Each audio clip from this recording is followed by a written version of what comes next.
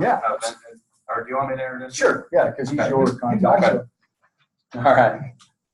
So, hey guys, I'm Mark Russell. I'm the secretary of the regional Utah County chapter of ISC Squared. It's a mouthful. Glad you guys could join us. You're a rare breed that gave up the BYU Utah tailgating today to come out with us, so I appreciate it. Just want to introduce Trent Levitt. He's with I. Bailey. He's one of our sponsors and arranged for the room and some of the snacks and stuff. So just want to introduce him, have him say hi, tell a little bit about I. Bailey real quick, and then we'll turn over to Vince. Access Data is our other sponsor. They're responsible for the veggies and the cookies. That's a company that I work for. We were actually supposed to have a rep here, but he ended up not being able to make it, really because of the game. So it's an adventure always. But Access Data does e-discovery, forensics, and post-breach analysis software. If you have any questions, let me know. But I'll turn it over to Trent. He can give a brief introduction, and then we'll go to Vince. I'll just stand here. I got you. Real quick, there's soda, there's soda in the other room, soda, water, cookies, all that. So, go ahead. I'm Trent Levitt with I. Bailey. I'm the manager here over digital forensics, electronic discovery. So cybersecurity is not exactly what I do, but I'm more of an analyst in dead box forensics, and specifically cell phone forensics is where I specialize. I spend most of my time. So former FBI contractor, former Access Data employee a number of years ago, and I used to have a company called Decipher Forensics that we sold to I. Bailey almost 2 years ago. So thanks everyone for being here tonight. Hope the facilities are good for you. And I'll be back here in a little bit. Cool. Thanks, Trent. Appreciate it. Sure. You're Nice. This is what Trent does. I'm actually in sales. Yeah. I don't work on cases much anymore. I don't have a particular, to be honest. I really don't. He comes from the Access Data world, which is all Windows based. Oh, yeah. So he would say Windows. All right. That's, I walked up here and looked at that. That's terrible. Yeah, okay. It's going to work as good as it is.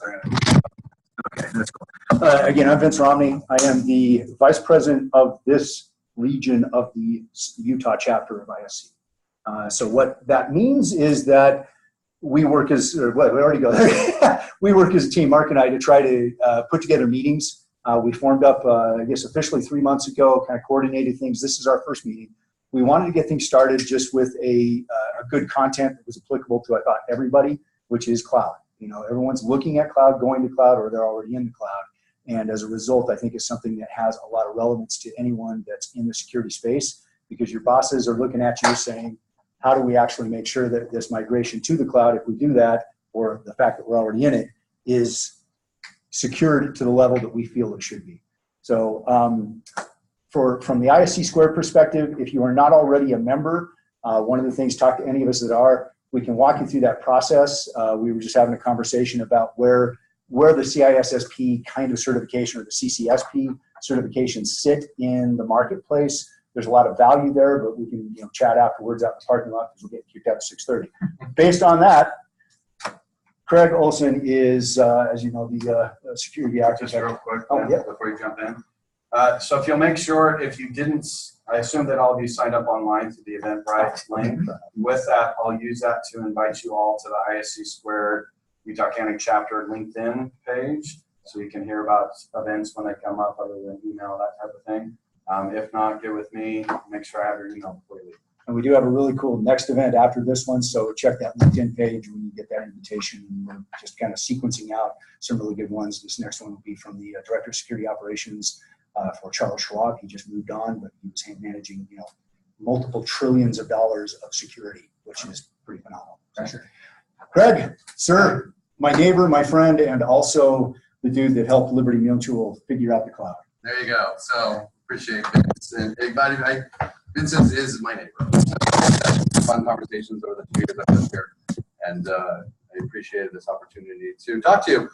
So my presentation is 2 lies and a truth. This is a play on the kind of social game of 2 truths and a lie. and it is to describe my company as well as my journey to the cloud. And so I'm going to kind of describe this. So I'm a cybersecurity architect from Liberty Mutual. We'll get to what Liberty Mutual is.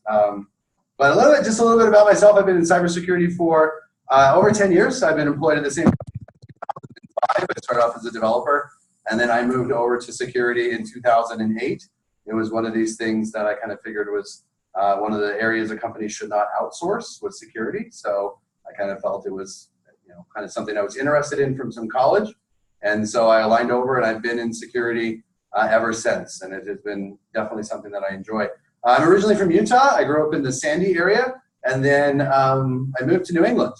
And I lived in New Hampshire for 12 years. So that does mean I am a Red Sox fan and a Patriots fan. I'm sorry. We're just better than you. I saw the Vikings, so I'm sorry. Actually, I like the Vikings. If it's at the Jets, we'd have another conversation.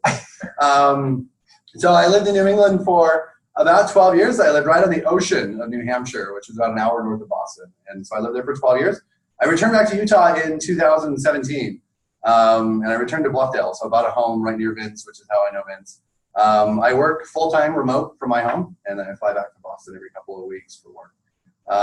From an education perspective, I have a master's in IT from Southern New Hampshire University, as well as a bachelor's degree in information systems. I was an adjunct professor at Southern New Hampshire for about 3 years, where I authored their cybersecurity courses. And then, as this is an IC squared, I maintain a current CISSP. I've had that since 2011. So that's just a little bit about me. Now a little bit about my company. So Liberty Mutual, you may have seen our commercials. I'm not going to bring up the Limu Emu thing, Liberty, Liberty, Liberty. Maybe I will, maybe I won't. We'll see. But Liberty Mutual by itself was founded in Boston in 1912. We have over 55,000 global employees with a tech force of around 5,000 spread across global as well. And I am a part of a team of 200 cybersecurity professionals that range from everything from vulnerability management to compliance to risk and threat. So I'm just some of the many things that we do. And on the Fortune 100, we're currently ranked 71. So we're kind of a big company. If I were to describe myself in kind of 3 ways, and I do this because I want to kind of make sure this side of level sets exactly where I'm coming from. I operate on principles of integrity. I'm very passionate about what I do. And I'm also a realist. I'm either a pessimist, which is usually where a lot of people get in security for a long time. They become cynics because you get under this impression, well, we fix this one thing, but there's still a million things that we still haven't fixed. And so after a while, the glass is always half empty. I always prefer to refer myself as a realist. It is what it is, and this is what we can do. I'm going to try. We got to get out of here at 6:30, so I want to get to some of the gist of this. So how does my company use AWS? I'm going to be focusing on AWS because that's the primary cloud-operated cloud provider that we use. We use 4 other cloud providers. Some of them rhyme with Google, Microsoft. There might be an Oracle cloud in there, and there might be a VMware cloud in there as well. But so heavy cloud presence. And we'll talk about that journey of how we went to the cloud, but in particularly how my company uses AWS today, Amazon Web Services. We have over 150 accounts with over 180 different VPCs or virtual private clouds. We're spread across 14 global regions. EC2 is just an IaaS, infrastructure as a service. We've got over 6,800 deployed instances. And then from RDS stands for Rational Database Service. It's a managed service within AWS. We have almost 2,200 databases deployed. So this constitutes about 25% of our overall workload, with goals to be over 50% by the end of this year. And in some cases globally with 100% full cloud workloads there. So I want to kind of give a history lesson. And so, to channel my inner Monty Python, and now for something completely different.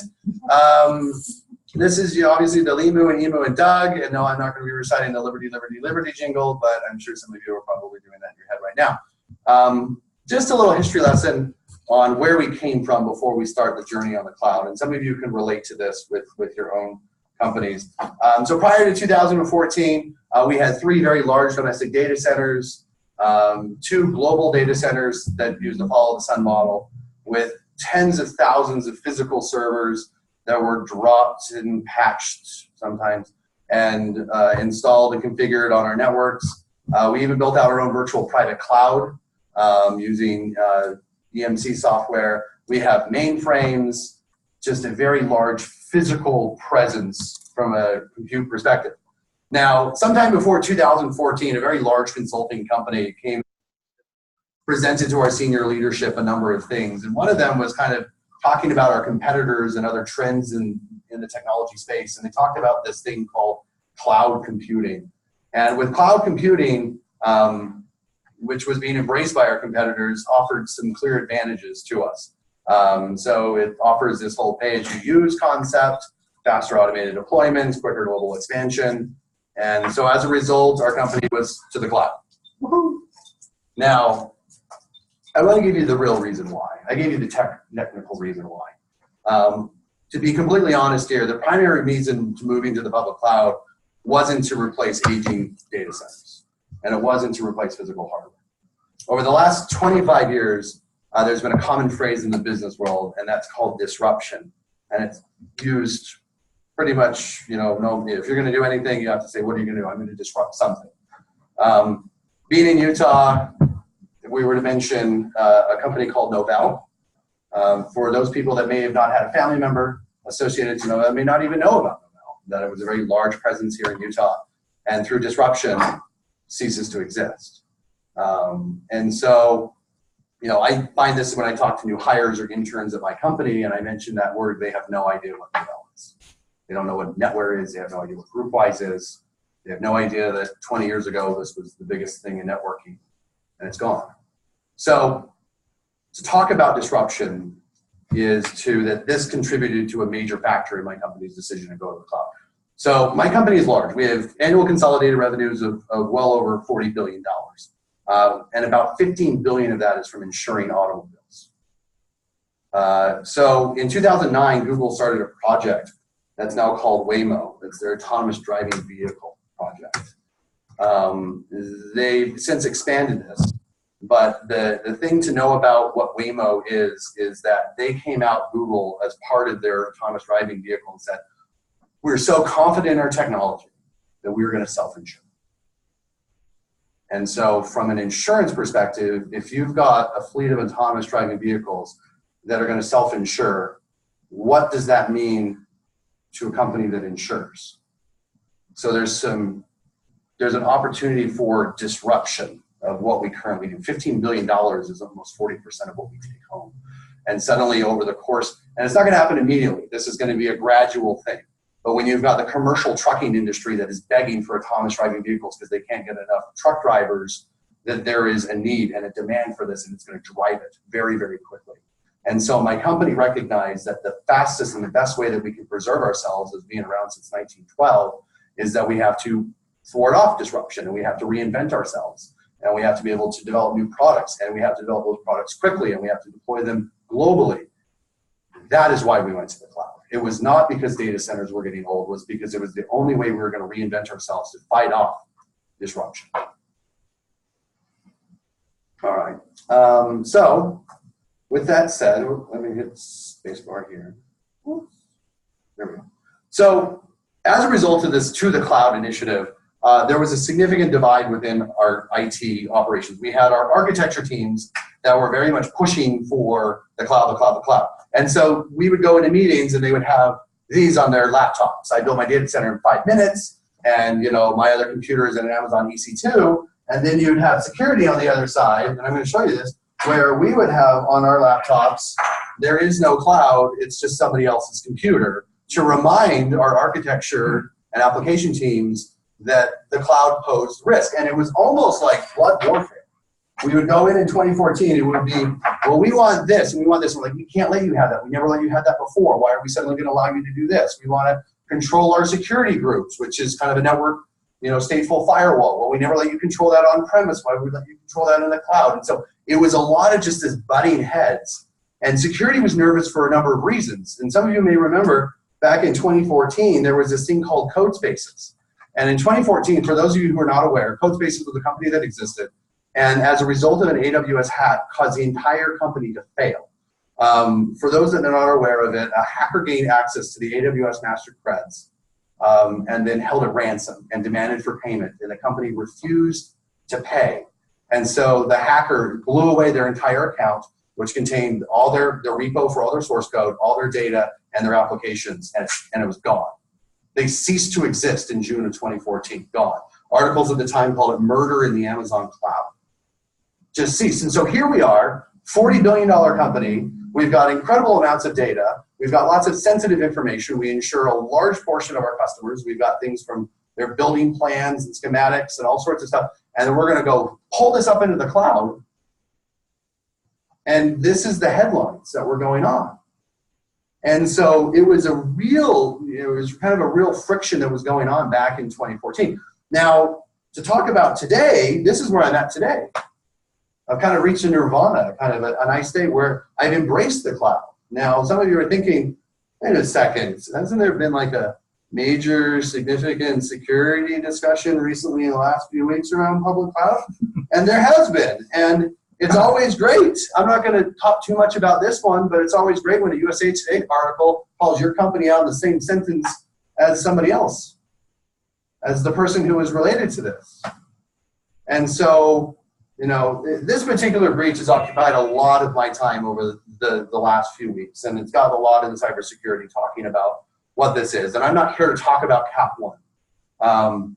But I will say this, it is great when your company is called out by name in an article about this breach. And by great, I really mean not great. And it means that I really do need to believe in what I'm doing to protect my company's assets in the cloud, because it's very, very easy for this to happen. So going back to this, now I want to kind of talk about, before we start on that journey that led to embracement and enlightenment, I want to kind of get to the theme of tonight's presentation, which is the 2 lies. And so there were 2 lies. So back in 2014, as we had multiple conversations with management and senior management about the cloud, and I was on we didn't have a cloud security team, and so there was this new thing called cloud. And so I raised my hand and said, this sounds really interesting. I moved away from mobile security and kind of said, hey, cloud sounds something very interesting, so I'm going to kind of align myself to this. I dealt with 2 lies or misconceptions at the very beginning that I've had to constantly correct over the last 5 years. And the first one is everything in the cloud is automatically encrypted.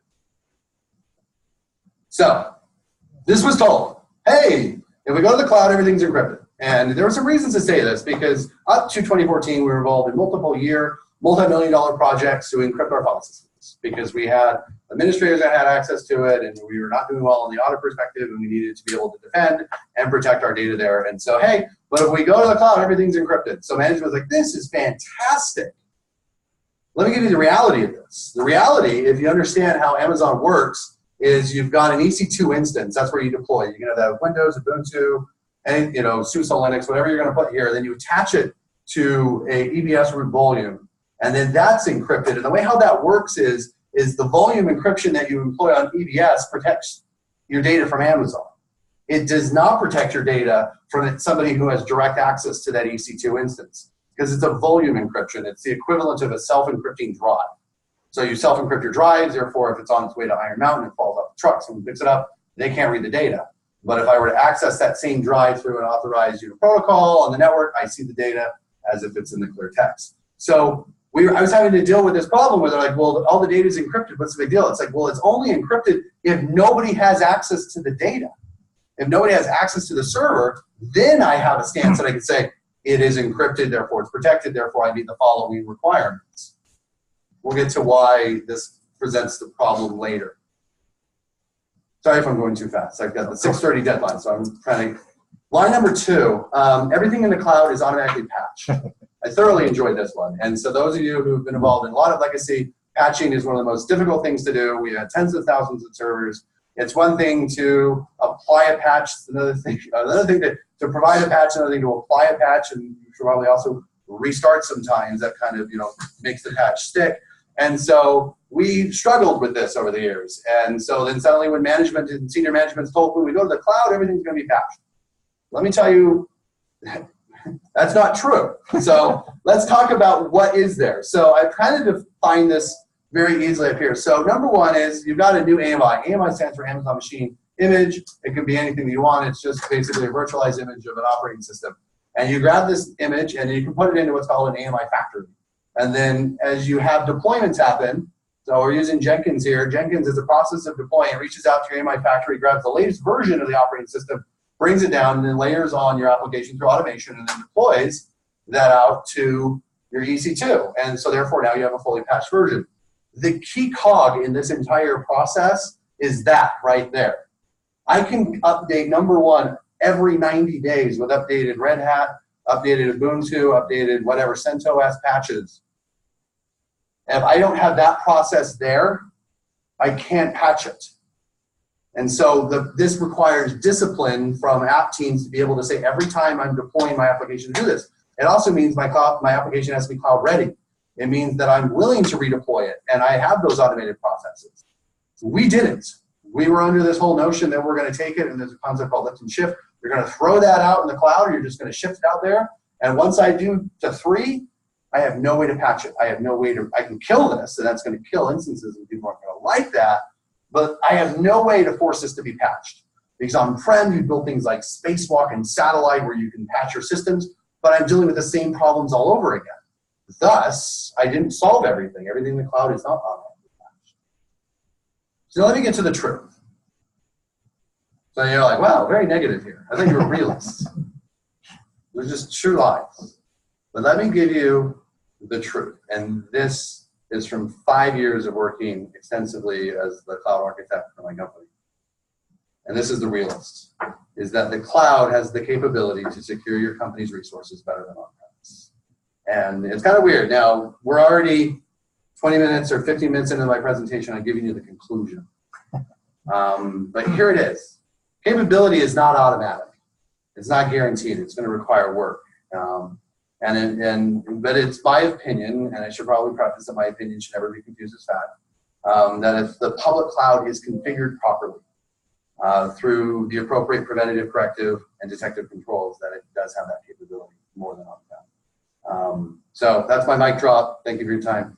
But let me talk about the journey of how I believe this, because we had to do certain things to get to this, and that's part of the journey. So let's go on a journey. So the famous quote by Albert Einstein, we cannot solve our problems with the same thinking we used when we created them. So let's talk about the old way. You build standards. Some of you work at companies, you write out security policies and standards and procedures, you put them out in a place, and you dictate within those, this is what you should and should not do. And we always joke that, you know, standards and policies are documents that nobody can find and no one's going to read them. And then you say, well, you should be following this, but people don't know where that is. And then how do you update it? You make an update to a document, and then people don't know what it is. And so when we talk about this notion of infrastructure as code, the way to secure it is with security as code. That developers want to make decisions in the morning and implement in the afternoon, and you cannot stop and have long discussions with security along the way. It's just not possible. And so we had to think differently. I had to think differently about securing our resources. And so as a result of it, if we start writing our policies like I did over in the side here around how S3 buckets to enable encryption, and then therefore anytime that you create a bucket or if you try to turn off the encryption, I can turn it back on, that works a whole lot better than trying to have a long discussion with the team about what they're trying to do and what are the controls in place.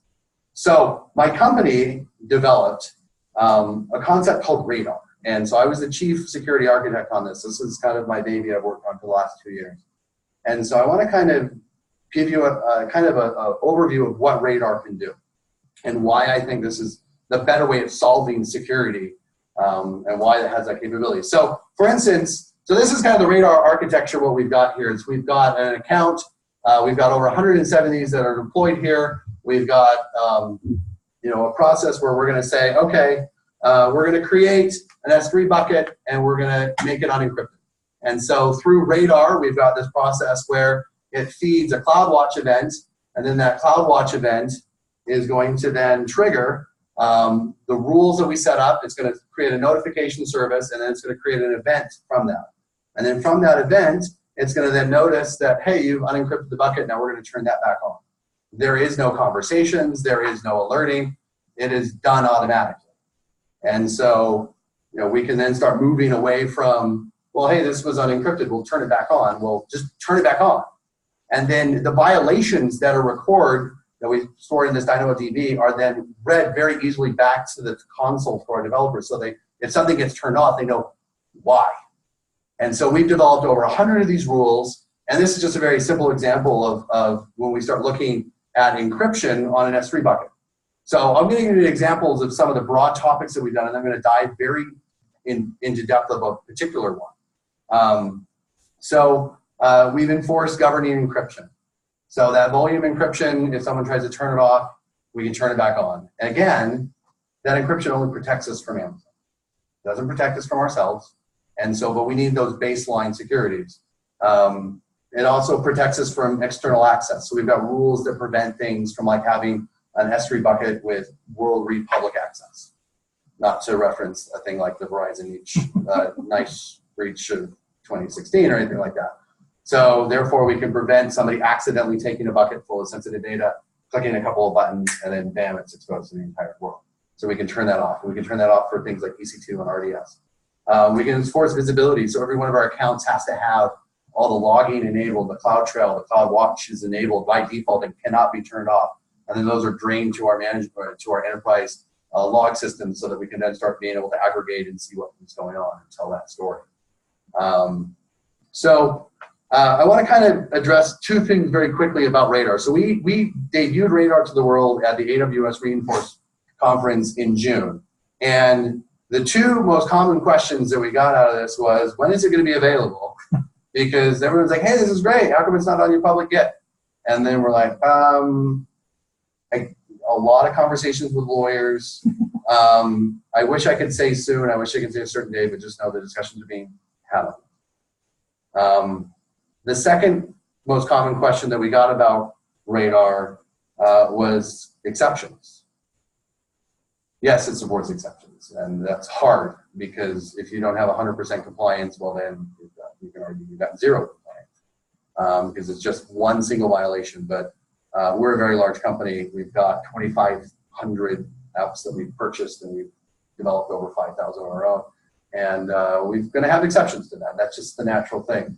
The key on this is I have a central place of managing them. But unfortunately, we had to build those exceptions into it. So those are the two most common. I just wanted to kind of address that because I feel like some people afterwards are like, this is great. Can I use it? Not yet. And then two, do you do exceptions? And you know that's bad, right? Yes, I do know that's bad.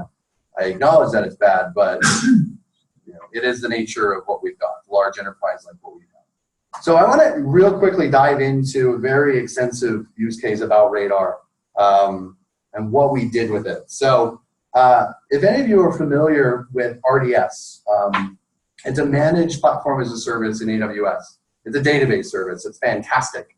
It allows you, it supports the volume level encryption that we talked about, and even some of the engines support like column and cell level encryption. It automatically patches it, which is fantastic. I don't have to argue with teams about, we're going to be patching your MySQL instance, or we're going to be patching your MS SQL or whatever. It's going to be patched. Amazon's going to patch it. That's what we pay them to do. And so developers can use automation such as like Terraform or CloudFormation, and they can build these databases through automation, which is fantastic. And so here's an example of kind of some of the JSON code over here. And a while back, I don't want to say when, I started playing around on my own personal AWS instance because I actually do run some of this on my own. And I was like, I've always created RDS just by clicking through the console. I'm going to start, building it through some automation. And I got to a very interesting line that said master user password. Are you serious? Clear text. I'm just going to write in the master cred in here. I put it as a very weak password. And sure enough, it was the master cred to the database. And it was a system account that had full admin access. And then I started to dig through how my company was using it. And sure enough, I had thousands of developers that had the master cred, the equivalent of root, to databases that contain sensitive information. So And by the way, you can also get to it in the console. You can just change it right there. Oh, by the way, if you're going to access it, here's some JSON code because it's not hard. You just go punch it in right there. Now I'm going to ask, how many of you remember how many RDS databases my company has? 2,000. There you go. 2,140. And so that's a lot. And this was a key strategic, because what I didn't want happen was that I say you can't use RDS, and then people start deploying database engines on IX. So, okay, fine, I'm going to go spin up a Windows server, go throw my MS SQL on it. Great, I've got the database that they want, but now I've got a patching problem all over again. I've got an encryption problem all over again. I've got an access problem all over again. RDS is part of what I would consider a key strategic portion of security in the cloud. Is I don't want to start managing this. Let somebody else do it and let them do it better, because we're not good at it. And so we maintained this thing called a whitelist, and that was where we would review all the AWS services for basic security. Things like, does it support encryption at rest? Does it support encryption in transit? Is it on by default? Can it be turned off? And then we build radar rules that would ensure the encryption would, if it's optional, be turned back on. And so we kind of have this whitelist, and we have 3 states for every service. We have green, which means it's good to use. Yellow, which means there's a little bit of customization that you have to do, like that checkbox we can't check for you, so you need to do it. It requires a little bit more security review to make sure it's done right. And red means you can't use it. So I was faced with kind of a dilemma. And so I didn't want to turn it off. And so I got with a bunch of other architects, and I have this badge right here. I'm not just kidding. We went around and made campaign buttons called Make RDS Green Again. And green means that it's good on our whitelist, because this was such a strategic thing that we needed, but yet I couldn't turn it off. And so we formed a task squad of people. We brought us together and we built a strategy. And we basically wanted it so that our developers can use this, but we need to protect our secrets. And so we kind of built out our strategy on the side here, and we kind of built out kind of the key principles that we wanted our developers to spend more time developing solutions and not having to worry about how to configure their resources. We wanted them to make sure that they're continuously compliant. It was not a point in time, but continuously secure. That we would have the appropriate artifacts for things like attestation. We wanted to use dynamic database credentials. We wanted to move away from static credentials so that we can start doing dynamic credentials, so we can start building things like just-in-time access. And therefore, as soon as somebody does need access to a database, fine, you have access to it. I log everything you do, and when you're done, that password is immediately changed and rotated. And we wanted to all have it be centrally managed so that we would have that governance for it. So we did that. And how did we do that? So we had to do it on 3 areas. We had to tackle it on pre-deployment, on deployment, and then post-deployment. So on pre-deployment, we built out an authorized CloudFormation stack. And so basically, this validates the code that's being done is authorized. So it goes through and says, yes, you're going to be using all of these calls correctly. If you fail to do that, we're going to then not even allow you to even move forward. So we have a pre-deployment that our developers can have this idea of, am I going to do something right? Our enterprise secret solution was HashiCorp Vault. You may have heard of this one. And so this one right here had the appropriate APIs that then, through our CloudFormation stack, could make the appropriate API calls through CloudFormation into Vault and say, I'm creating a database, create an account for me, or through our process, here's the master cred. Great, give me whatever you want, but as soon as that database is created, I'm going to go and change the password within a millisecond after it's created.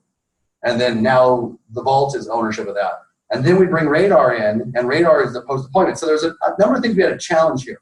One was all new deployments going forward, and then we had to tackle the 2,140 RDS instances that we had deployed.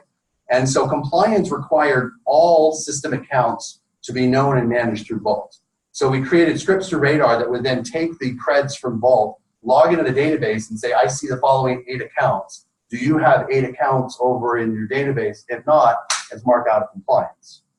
Because what we didn't want was, well, fine, you can have the master cred, but I went off and created a bunch of other little accounts that I'm going to be using by myself. And so we were able to use Radar in conjunction with a bunch of others to take this very complex problem, and then we've made RDS green. So all new deployments have to follow this pattern. We've gone back through and remediated all of our existing patterns going forward, and now I can tell a really darn good story about what is our current state using RDS in the cloud. All right, now I'm going to slow down for a second. Breathe, right? Gonna do okay? Any questions? I'm gonna go into the next part of our journey, but I just wanna kind of stop for a second and just open that up. How was the integration with HashiCorp? We were one of their first big customers, so at first it was a little bit rough, but it's all API driven, which is the right way of doing anything. I'm not promoting for Vault, there's other ones that are out there that do it, but the key was automation, particularly for this one. We needed to be, to confirm, take ownership for this. The product had to support dynamic secrets too as well. So things like MongoDB, we've since built in this integration, where now, basically what we learned from this is now all new services that require this is the baseline requirement. So when DocumentDB was released by Amazon, which is their equivalent to the open source MongoDB project, it was built from the ground up. You cannot use this without using dynamic creds. And once we build dynamic creds, then we can start building in our break the glass processes, which were key.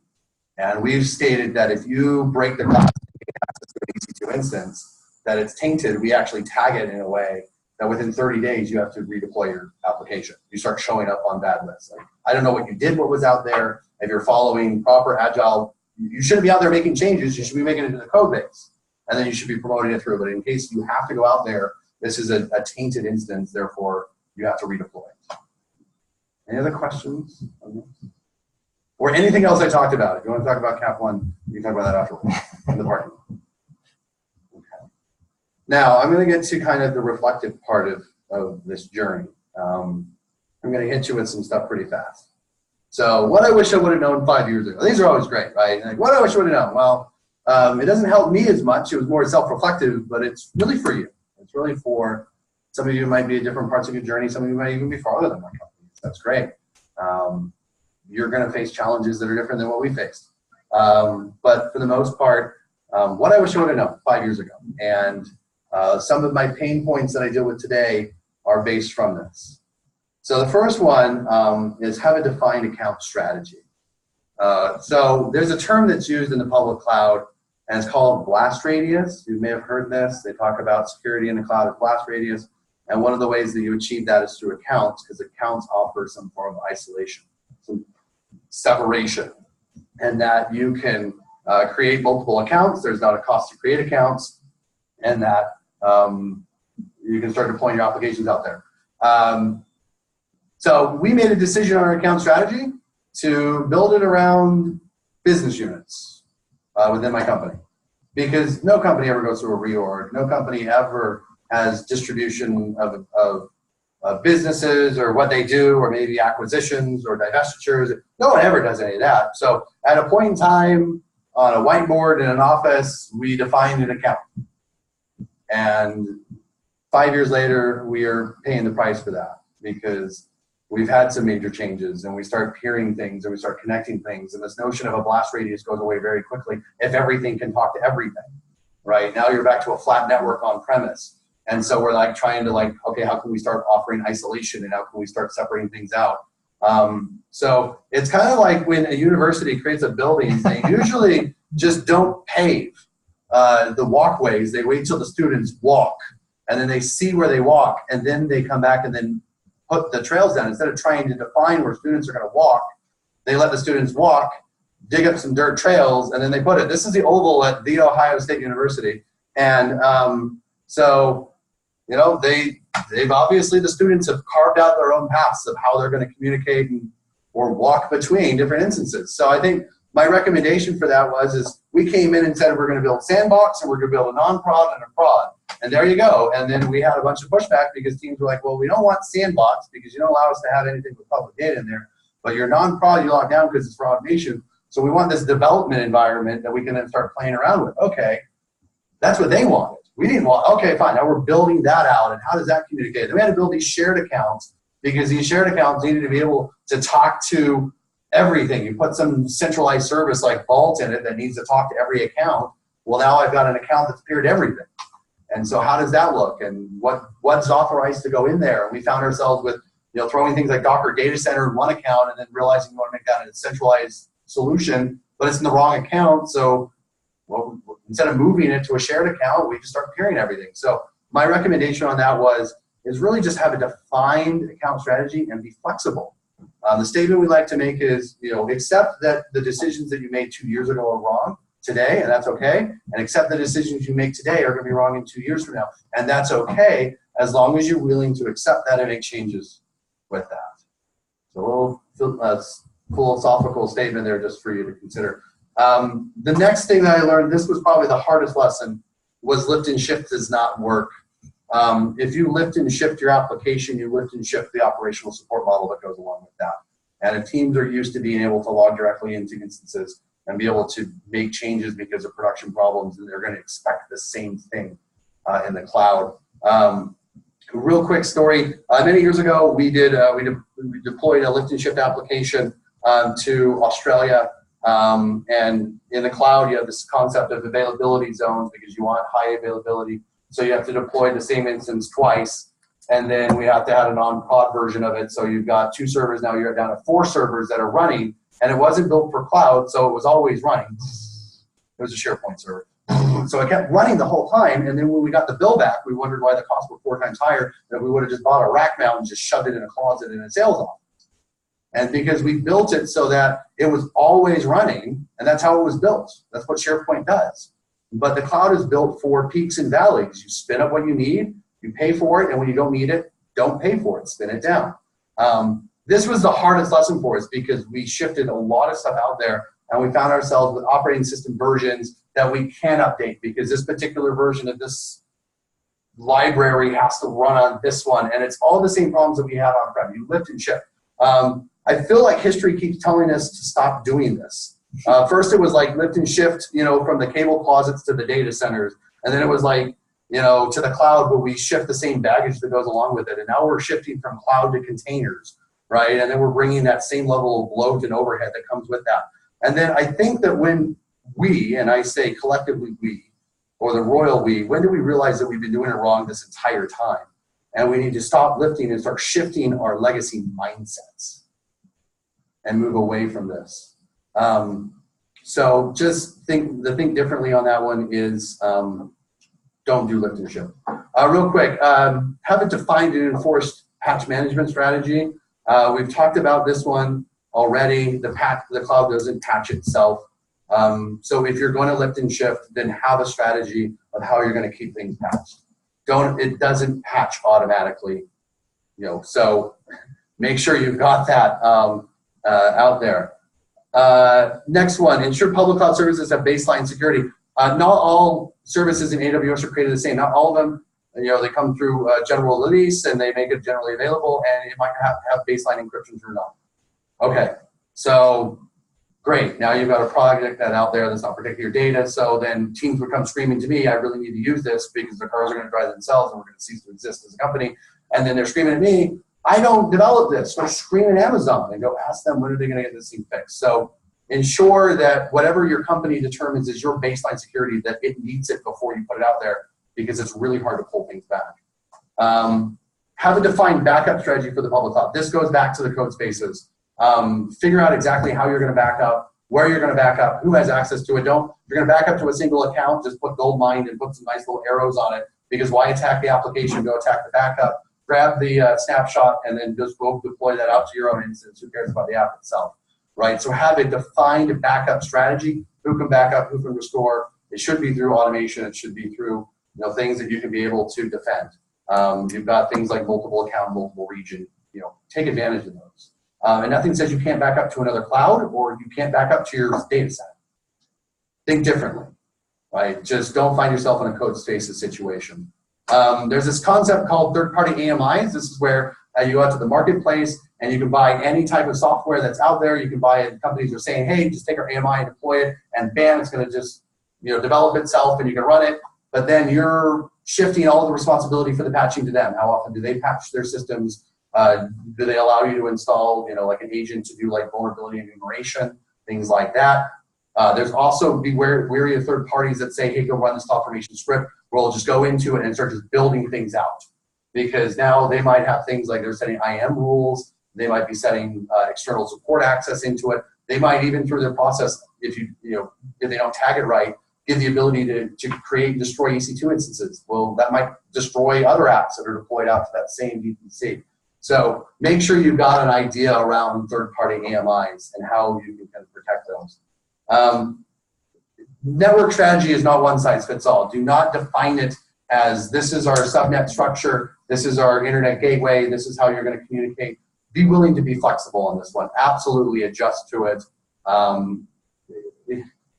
Be very mindful. Security groups, you can define both the ingress and egress. Make sure that you take advantages of both that. Like if something compromises your EC2, make sure you've got a tighten EC2 egress out so that you can kind of control where they're moving to. Things to also consider on this, VPC peering. That's where you can communicate with other VPCs. You can be very granular and keep those constrained. How are you going to allow communication? You've got problems with things like null routes. There's opportunities to use like transit gateways. There's a lot of things that as we've built our network strategy, what does this look like? And we struggled because we were confined to a certain architecture and we didn't want to move. And then over time, we realized that those were some mistakes. The cloud is built as code. It can change, right? It's not a stone tablet.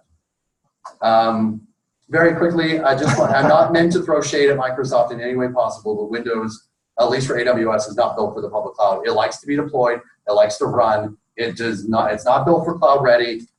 We struggled with this, and the other thing that comes with Windows real quickly is it usually has a domain that goes with it. And so we struggled with where do we put an Active Directory domain and how do you trust that? And if you're going to trust it back with your on-prem domain, you do forest trust.